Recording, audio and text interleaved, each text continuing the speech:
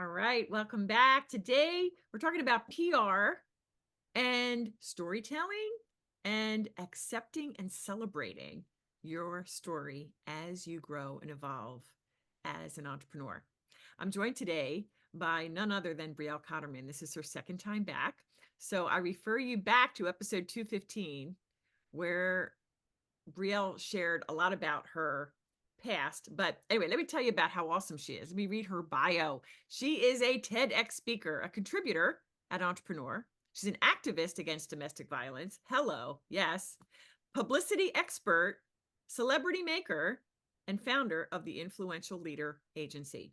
Brielle has spent over a decade helping clients to craft and scale dream careers to multiple seven figures and beyond by building world-renowned personal brands and leveraging their stories to create speaking tours, author award-winning books, procure media placements, and inspire literally millions. Brielle is a survivor of attempted murder and domestic violence, and she's an advocate in a world, can you imagine this world, where intimate partner abuse is not tolerated and survivors are met with empathy. Her clients are regularly featured in Inc., Forbes, Fast Company, Martha Stewart Living, Cosmopolitan, and many more. Here's a fun fact. She's a world grand champion equestrian. She's a former national spokesperson for multiple charitable organizations. She's a former title holder and director within the Miss America organization.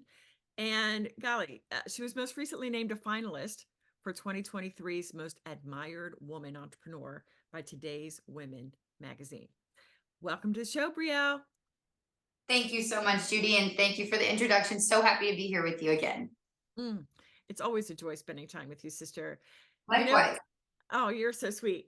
Well, I love doing my research for preparation for these episodes, and I do want to start here with your agency. You've taken the traditional PR agency structure and literally turned it on its head into That's what right. you call a finishing school.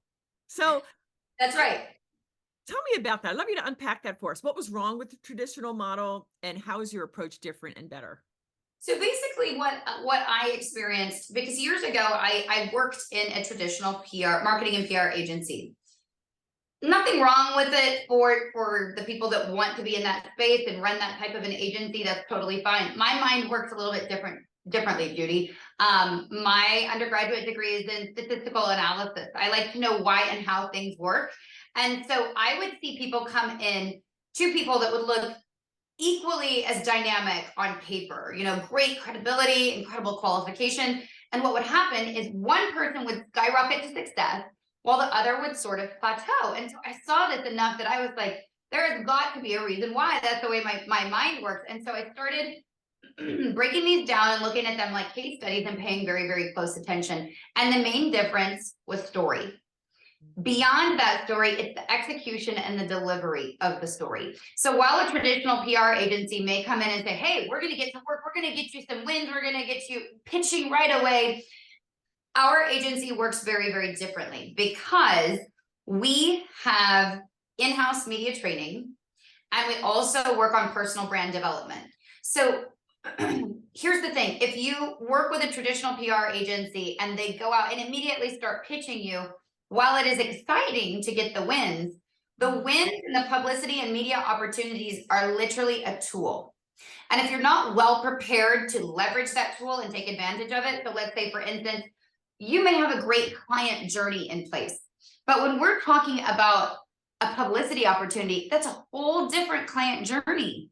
These people are coming to you, instead of coming to you through a warm referral or a recommendation from someone who maybe has worked with you or a strategic partner. They're coming in way over here. They're intrigued. You've piqued their interest. They want to know a little bit more, but they need to be nurtured a lot more than if they were a referral. So really thinking about how to utilize every publicity opportunity as a tool. And when I use the term finishing school, I think about, I've seen a lot of people do more harm than good when they get that first television appearance or when they do a great podcast interview, because they simply don't know how to share their stories and share it in a way that makes sense, creates connection, and inspires action. Oh, that's so good. Oh my gosh.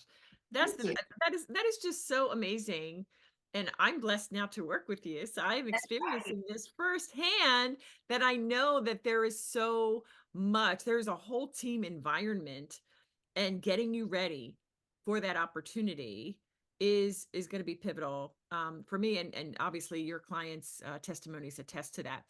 Let's talk about storytelling, because this is so important. And right before we hit the go button, one of the things we were talking about is how our stories evolve. It still is a part of who we are, but our stories evolve as we grow and learn. And also for women, this idea of accepting and celebrating that story. So, with that by way of background, you can pick whatever avenue you'd like to go down, but I really want to go deep in this idea of storytelling and how important it is. Well, storytelling is so important in the media. A story is the cornerstone of all of the work that we do with the Influential Leader Agency. However, story is really important to human beings. I mean, there's a reason why there are hieroglyphics sketched into the caves from cavemen from generations and generations ago. We communicate very well through story, and we remember facts and statistics. We're 70 times more likely to remember them if they're packaged in a story and delivered that way. We see consumer behavior that, statistics that are coming out day in and day out, that where people are more likely to believe stories that come from individuals than advertising and marketing that comes from a corporation or an organization.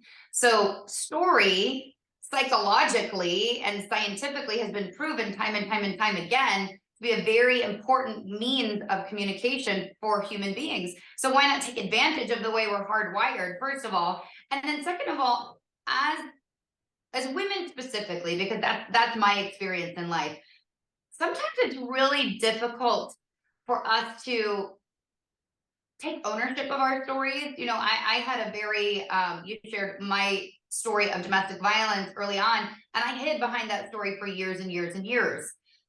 I ultimately found the courage and the strength to utilize that as a springboard to not only help myself, but to help other women and men. And along the way, my story has evolved. I'm no longer simply a survivor who has used that experience as an opportunity to help others. Now, my story is I've created a multi-seven-figure business. I have grown my own impact to the place where I've helped hundreds of thousands of men and women all over the world. And owning that story, Judy, that was so challenging for me, because I think we get safe sometimes in our stories. And the last thing that I ever want to encourage is for people to get stuck in a specific story as an identification of themselves. Events and experiences can be part of our stories, but that doesn't define you. Those stories don't have ownership over us. And when you mentioned celebration, so for me, taking ownership of the fact that not only have I utilized my experiences and my skills to create something totally different in the PR space, but I've watched it work and grow for so many people and impacted so many careers and businesses and advocacy of so many in this very massive way. Celebrating that and taking ownership of this new iteration, this new story of this rebrand to the Influential Leader Agency, because for so many years it was Brielle Cotterman Media. I started off as a one-person shop doing consulting and those sorts of things. And I think that evolution is what we all hope for as an entrepreneur. But getting there and actually being in it and kind of reveling in this moment of, I am where I dreamed I would be professionally 10 years ago. I am where I planned to be 5 years ago, and celebrating it. So that's what I really encourage each and every one of us to do is, one, we have to be strategic about that plan to make that story a reality, but we have to get into that story in the first place. We have to feel what it would feel like to be there and recognize that what we identify as ourselves is probably not nearly as grand as what is in store for us if it's done and executed the right way.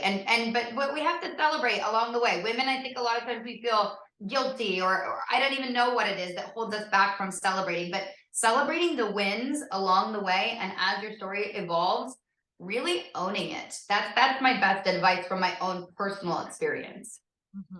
I know exactly. I wrote down the word guilt. I wanted to go there because I really think, especially the Christian women that are listening, I had a client, she was my star client in the mastermind a couple of years ago, and she came in at just around 300. Her goal was to be 350 or something, and she almost went to 700,000 in 12 months.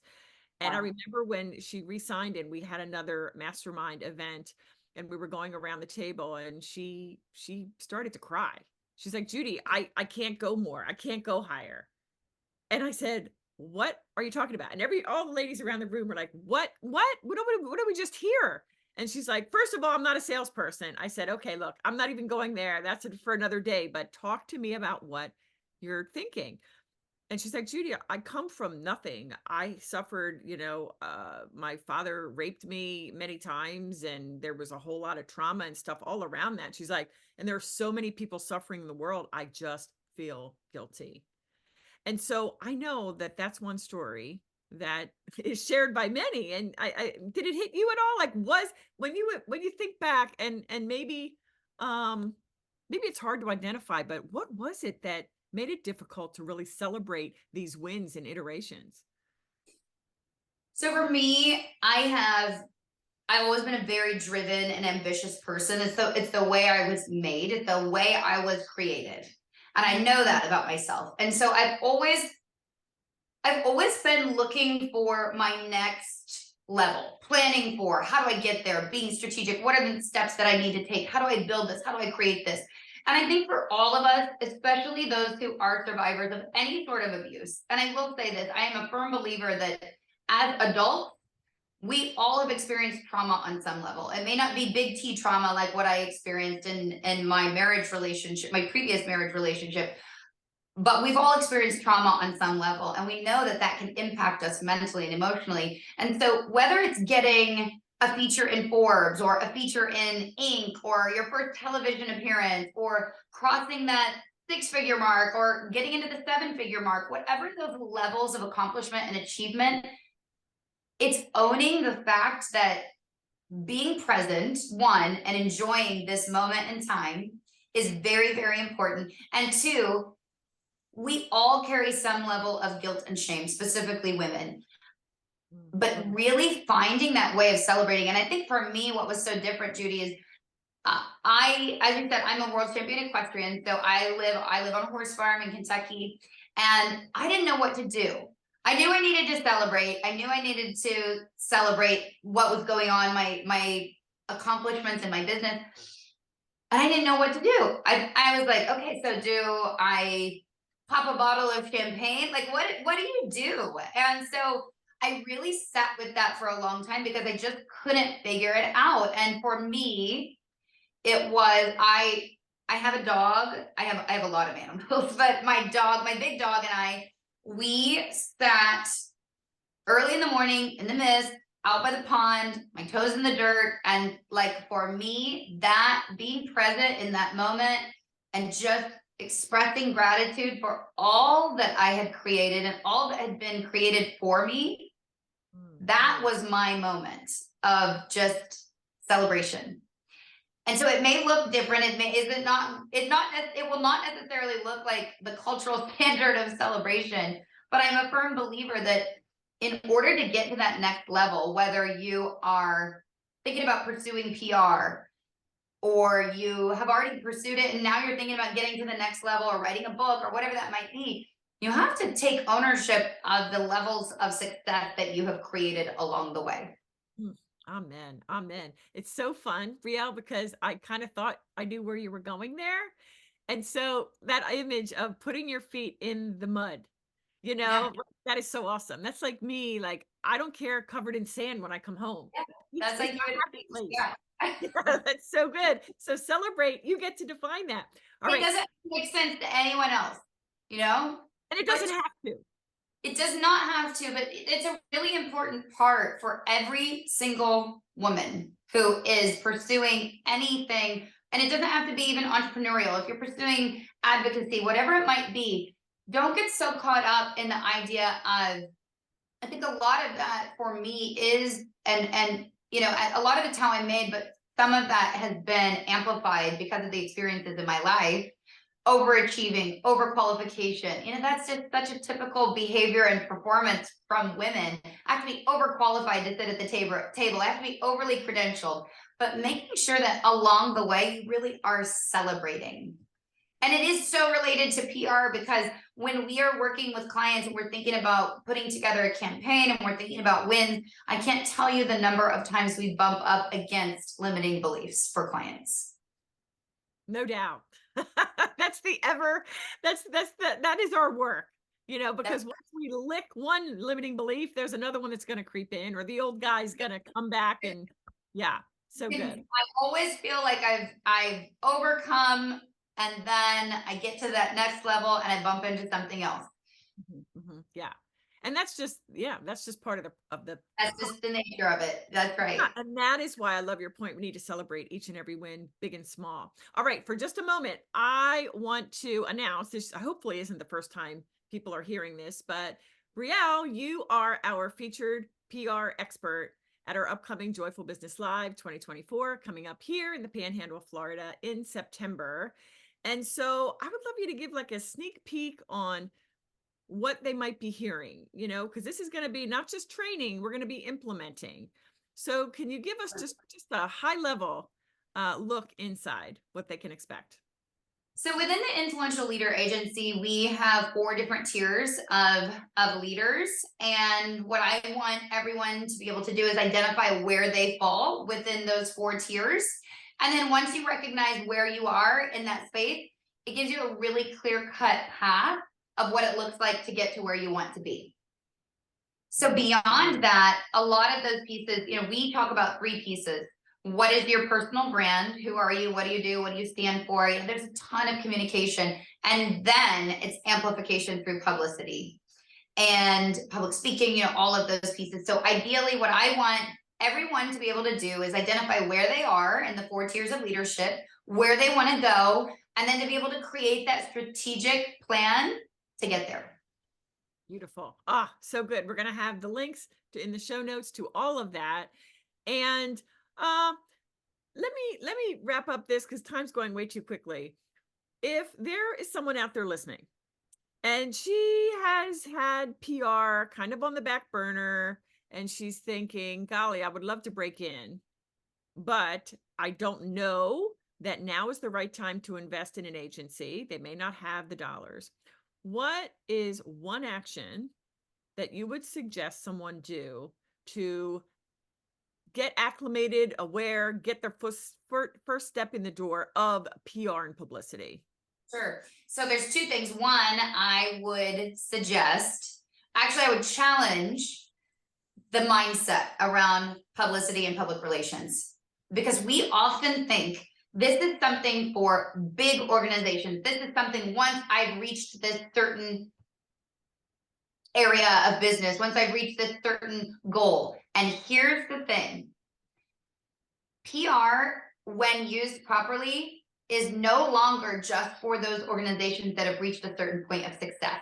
It is a tool for you to leverage to create the success that you desire. So that's the paradigm shift that I want to create for everyone that's listening. PR is not just for that unicorn founder that's exited the business at over $1 billion. PR, in fact, I have a client who is a unicorn founder that's exited the business at over $1 billion. And you know what the biggest needle mover was for her? Her first publicity feature when growing her business.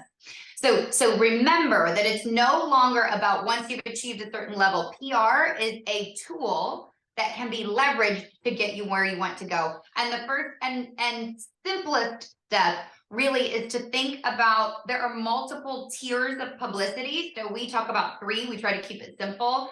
And I love the power of 3. There's local and regional, there's niche specific, and then there's that top tier, which are all of those publications that you mentioned earlier that are household names. What I would challenge anyone to do who's thinking about pursuing publicity is to think local and regional first.